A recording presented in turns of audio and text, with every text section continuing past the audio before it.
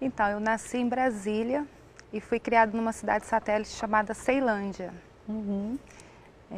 Tenho 36 anos e vim para o Rio há 11 anos atrás. Ah, você gosta de cozinhar? Adoro. É? Adoro cozinhar. Você faz gordices ou coisas mais saudáveis? As duas coisas. As duas. Gostamos de comer bem. Gosto de cozinhar. Você faz atividade física? Eu fazia, né? Agora não tem jeito. Agora eu não Tem consigo que pôr uma fazer. esteira dentro de casa, né? Pois é.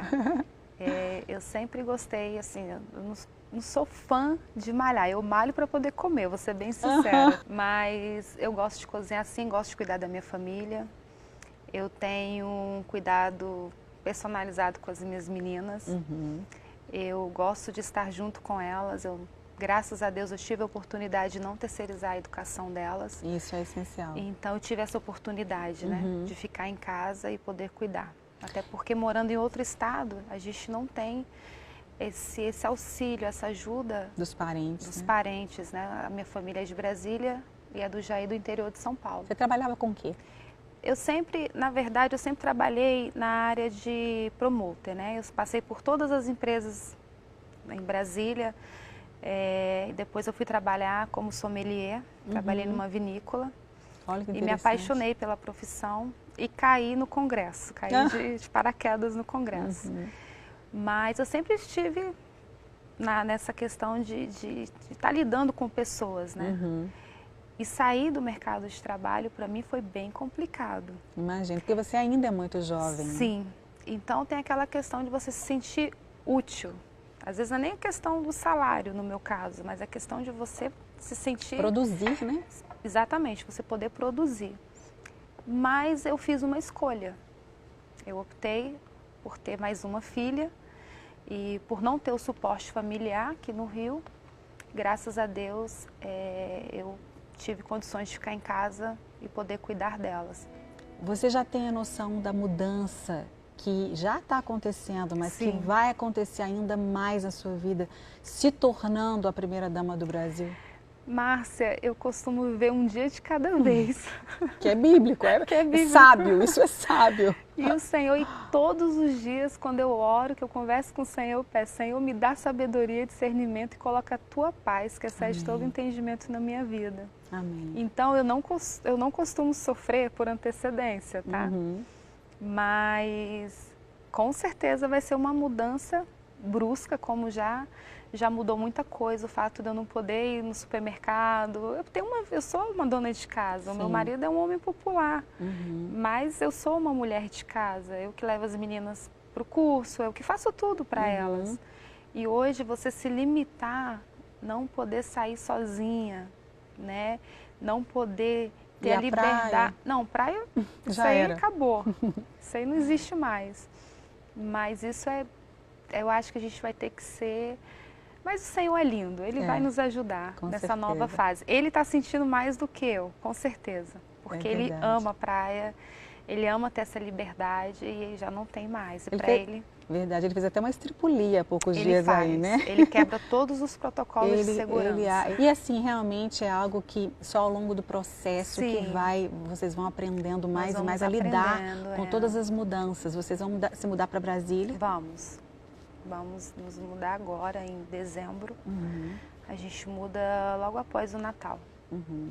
Então, que já é uma mudança muito grande, né? Já é uma mudança muito grande. Eu estou muito feliz de retornar. É, isso que eu ia falar, para você nem tanto, mas para as meninas mais, né? As minhas meninas são bem tranquilas, né? Elas têm uma facilidade muito grande de adaptação. Que bom.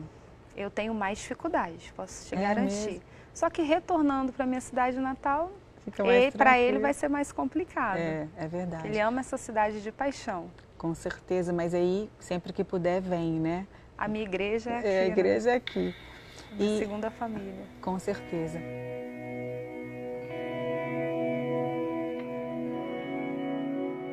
Você ficou com medo, você teve medo dele morrer, dele falecer? Não. Como é que foram os sentimentos? Você confiava nas promessas? O Brasil tem muitas promessas, né? E você confiava nessas promessas? Em que você se apegava naquele momento de tanta dor, de tantas dúvidas em relação àquele atentado que ele sofreu? No dia eu estava trabalhando, a gente estava fazendo acessibilidade, estava em um outro bairro. E daí recebi a notícia por telefone, logo em seguida, assim que ele deu entrada na Santa Casa de Misericórdia, eles me ligaram, mas me passaram, tiveram várias informações desencontradas, que tinha sido superficial e que já tinha sido fechado. E naquele momento, eu não senti, não foi um baque para mim, eu fiquei um pouco preocupada. E depois foram surgindo, né, eles fizeram plantão na frente da Santa Casa e foram surgindo informações mais graves, desencontradas também, né, com as informações do boletim médico mais graves. Eu parti para Juiz de Fora tranquila, tá? Quando eu cheguei lá, que eu encontrei com ele na UTI, eu olhei para ele e falei: Senhor, ele não merecia estar nessa situação. Mas eu não tive nenhum momento medo de perder o meu marido. E graças a Deus os meus enteados também tiveram a mesma sensação que eu. E eu falei assim: Senhor, eu sempre falo que quando alguém passa por algum problema, eu falo: o Senhor tem o controle de todas as coisas. E eu sempre crio nessa palavra, que não cai um fio do seu cabelo se não for pelo consentimento dele. E eu me apeguei. Você falar para uma pessoa é uma coisa, agora você ter que acreditar e vivenciar essa palavra foi algo... Eu agradeço ao Senhor, porque Ele me deu muita paz, Márcia, muita. Então, em nenhum momento eu tive medo de perder meu marido. Ele estava muito forte. E o quadro dele era o pior possível, porque aquela facada foi para a morte. Foi uma facada com muita maldade. A pessoa foi muito, muito má. A intenção realmente era para matar. E o Senhor transformou em bênção. Amém. É complicado falar isso, porque eu vi o que meu marido passou na UTI. Mas o quadro era para ser as piores notícias, os piores acontecimentos, e ele só ia progredindo. Então, ele é um guerreiro e o Senhor é muito bom. Eu aceitei Jesus na curiosidade. Eu vi um grupo subindo, um grupo de amigos, toda quarta-feira, só que eles não me convidavam. Um belo dia eu falei: eu vou me arrumar, mais ou menos como eles se arrumam, e vou segui-los. Aqui no Rio de Janeiro já? Em Brasília. Em Brasília. Uma igreja batista em Brasília. Primeira igreja batista de Ceilândia. E numa quarta-feira eu resolvi segui-los e eles entraram numa igreja. E eu entrei. Eu era católica, então eu acho que eles não tiveram essa liberdade de me convidar. Eu fui, foi aquele primeiro amor, o grupo de louvor me conquistou. E daí eu senti que era ali que eu tinha que ficar. Deus tinha um propósito para a minha vida. Foi muito rápido. E eu fiquei até 22 anos afastada. Eu casei e vim morar no Rio. E aqui foi bem complicado. Eu saí da minha terra natal. A cultura daqui é bem diferente de Brasília. Os hábitos, né? Então isso me entristeceu um pouco.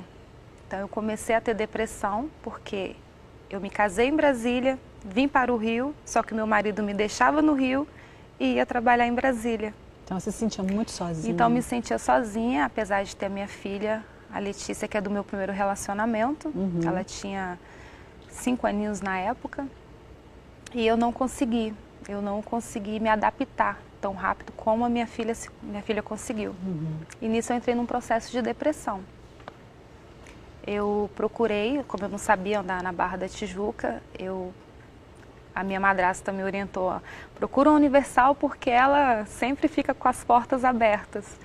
Eu consegui ir numa igreja universal e dali o pastor começou a me acompanhar. E em seguida eu encontrei a minha igreja, a minha antiga igreja, né? Que era a Assembleia de Deus Vitória em Cristo. O que mudou quando você realmente decidiu ficar firme aos pés de Jesus? Eu entendi que a minha alegria vem do Senhor, né? E a minha força vem do Senhor.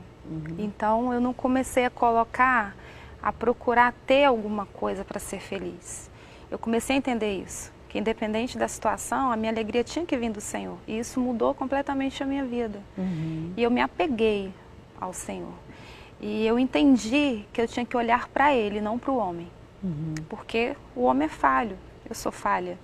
Então eu teria que me apegar a Ele para eu não... Qualquer eventualidade, qualquer problema que estivesse na igreja, eu continuar firme no Senhor. Isso e é Ele me fundamental. curou.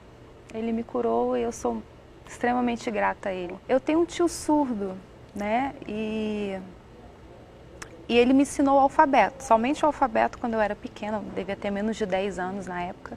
E a gente não teve uma convivência muito próxima, apesar de ser tio, ele sempre viajava muito, então dificultava um pouco a nossa relação. Mas ele plantou essa semente na minha vida. E como eu não entendia a cultura surda, eu sempre me mantinha distante dele. No ano de 2015, na ADVEC, chegou um casal de surdos na igreja. E quando eu vi, só que lá eu trabalhava, tinha um ministério, né? A gente servia o gabinete dos pastores. Eu tinha aquela liderança do café da manhã da IBD, né? Como a igreja era menor, a gente tinha como oferecer esse café. Então, como eu ficava muito atarefada, eu meio que não prestei atenção neles. No dia que eu tive um tempinho para mim ali em cima, porque a igreja é um formato de teatro, eu prestei atenção nesse casal e eu me apaixonei. Eu falei, gente, eu já sei o alfabeto, tudo começa pelo alfabeto. Eu peguei meu caderno, só que como você vai fazer a anotação de um sinal? Né? É um idioma, é uma língua que você tem que fazer as suas anotações, mas eu não sei desenhar e também é complicado você fazer um sinal em movimento. Falei, não, eu vou sentar e vou ficar com eles. Quando eu comecei a me apaixonar, eles foram embora, eles não ficaram nem 2 meses lá. Oh, meu Deus. E aquilo entristeceu muito meu coração, porque eu tinha me achado. Falei, é isso que eu quero para minha vida. Eu orei ao Senhor, Senhor, eu preciso de amigos surdos, eu quero amigos surdos, eu quero uma amiga surda. E olha que coisa mais linda. E quando eu orei ao Senhor, o Senhor me conduziu para a Batista Atitude. E quando eu cheguei aqui, aquele casal que estava que despertou o amor pela Libras, estavam aqui. Meu coração Você ficou super se encheu de surpresa. alegria, eu me senti honrada, eu me senti cuidada por Deus, naquele cantinho ali. Foi como que Deus conduziu Eles tudo. me emocionam muito. Como Deus conduz cada detalhe, Como né, Deus Michele? é no tempo dele. No tempo dele. Foi lindo quando eu encontrei com eles aqui. E esse laço é muito forte. Acho que só tinham 5 surdos quando eu cheguei 1 ano atrás. O ministério tinha acabado de começar com a minha líder Elisângela Castelo Branco, maravilhosa, Adriana, minha professora linda, que eu amo. E hoje a nossa família Incluir, que é o Ministério de Acessibilidade na igreja, ela é linda. Está crescendo a cada dia.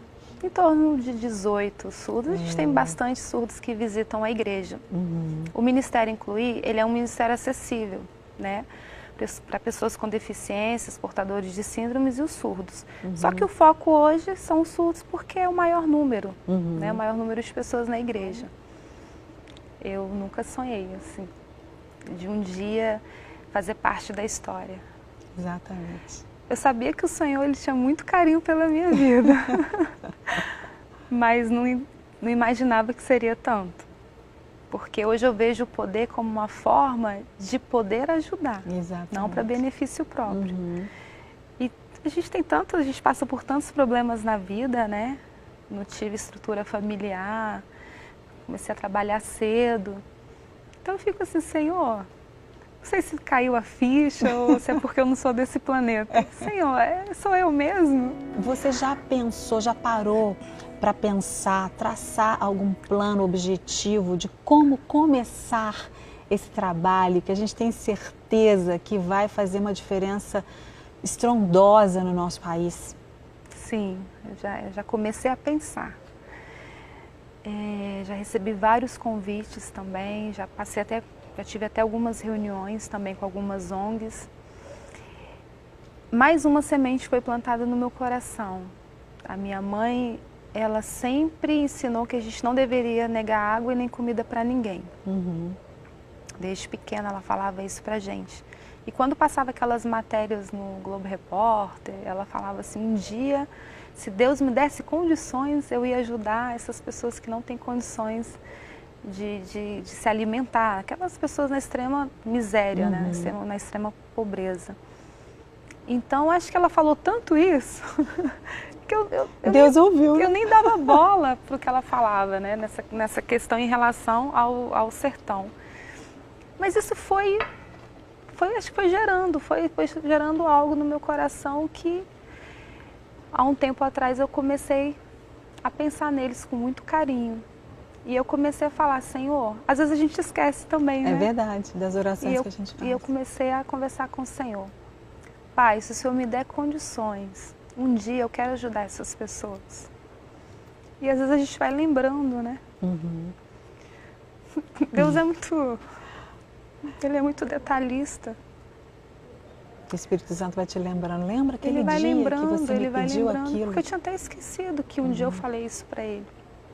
E eu fiz um trato com ele ano passado. Eu falei, Senhor, se o Senhor permitir que meu marido comande essa nação, eu quero fazer a diferença, porque são palavras dele também. Se não for para fazer a diferença, que o Senhor não permita. Amém. Então eu tenho certeza que tudo tem a mão do Senhor. Qual é o seu maior sonho para o Brasil através da vida de vocês? Meu maior sonho é que o Brasil se torne uma nação próspera e que eu consiga chegar em locais que as pessoas perderam a esperança e resgatar a dignidade. Amém. Eu tenho um sonho assim de bombardear essa nação com obra social, e vai com conseguir. amor, com alimento espiritual, com alimento físico. E aonde a gente entrar, a palavra do Senhor transforma. Ela vai transformar vidas. Amém. E o Senhor vai se fazer presente naquele lugar. Amém. E eu já estou vendo isso acontecer, porque o que tem de ONG internacional me ligando, eu já tive reuniões com ONGs do Canadá, assim, eu quero cavar os poços artesianos, eu quero te ajudar, eu quero traduzir a Bíblia para Libras, para o surdo. Você não tem noção, a gente está se contendo. Tem que segurar, tem que segurar. A gente está se contendo. A partir do dia 1º, essa nação vai bombar, essa nação vai prosperar em nome de Jesus. Amém. O Brasil é uma terra abençoada, é um Brasil, uma terra rica. É maravilhosa. Só é mal administrada. E o Senhor, era, né? A partir de agora será. E o Senhor, Ele viu um coração honesto, Ele viu integridade na vida do meu esposo. Amém. Então eu creio que vai se cumprir essa promessa do Senhor. Você acredita, Michele, que Ele vai conseguir conquistar aquelas pessoas que têm uma ideia totalmente diferente de quem Ele é? Eu creio. Eu creio que esse seja o momento que o Senhor está nos dando para mostrar quem é o Jair Messias. Amém. No coração quebrantado. Já errou? Já errou. Quem nunca errou? Ele tem 63 anos. Mesmo quem tem 5 tem uma ou 2. Teve uma educação totalmente diferente da minha. Nós temos uma diferença de idade grande. Mas está amadurecendo, está crescendo. Esse é o momento para ele crescer, esse é o momento para ele ter discernimento, sabedoria para falar. Sempre orei, Senhor, dá sabedoria para o meu marido. Amém. Acho que eu concordo? Concordo com ele 99%. Mas não concordava às vezes como ele falava, como ele colocava as palavras. Isso me feria também. E muitas vezes briguei com ele. Olha, você lembra que eu tenho um pastor, você tem uma família. E graças a Deus, não é pela força também, né? Claro, o Espírito de Deus. E o Senhor, Ele preparou esse momento com todos os detalhes. Quebrantou Ele primeiro. Todas aquelas orações que a gente fez para que Ele tivesse esse momento, foi da forma do Senhor. Amém. Então Ele preparou e agora Ele está colhendo os frutos. É verdade. E Ele vai colher frutos de sabedoria, tenho certeza disso. Amém. Com e certeza. Esse é o momento que as pessoas vão conhecê-lo. Amém. Todos esses rótulos vão cair por terra em nome de Jesus, porque Amém. Ele não é essa pessoa. Amém. Meu marido é um príncipe. Lindo. Eu imagino, sim. Desculpa. Não, desculpa, que isso, você que tem que falar mesmo, que você sabe quem ele é mais do que Ele é um qualquer príncipe. pessoa. Bagunceiro na hora de fazer o café da manhã, bagunça a cozinha toda. Me desestrutura, me desestabiliza aquele café que ele faz. Eu falei Mas pra é ele que já faz não- todos os dias? se ele estiver em casa todos os dias, daquele jeito mesmo. Dos meus também, de coar café lá em casa, é um coador também.